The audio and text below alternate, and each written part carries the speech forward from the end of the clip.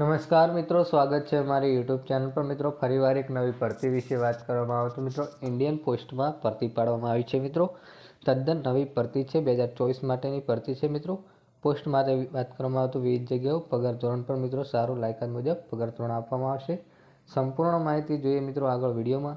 એના પહેલાં મિત્રો અમારી ચેનલ પર નવા હો તો ચેનલને સબસ્ક્રાઈબ કરી દેજો, કારણ કે મિત્રો આવનારી સરકારી ભરતી, સરકારી યોજના કે સરકારી ભરતીની માહિતીની અપડેટ સૌપ્રથમ તમારા મોબાઈલના નોટિફિકેશન પર જણાવવામાં આવશે।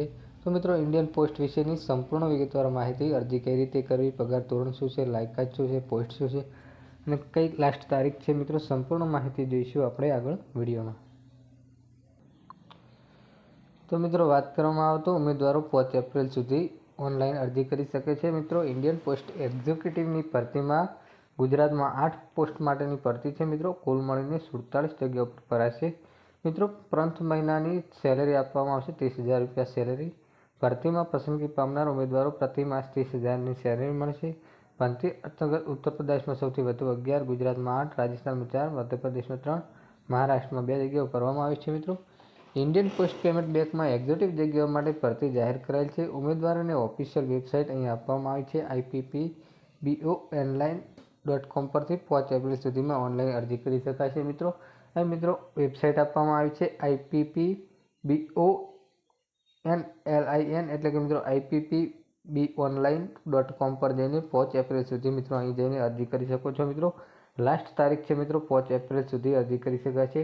આ ભરતી અંતર્ગત 47 જગ્યાઓ ભરાશે, જેમાં જનરલ કેટેગરી માટે 21, AWS માટે 4, OBC માટે 12, SC કેટેગરી માટે 7, ST કેટેગરી 3 જગ્યાઓનો સમાવેશ થાય છે।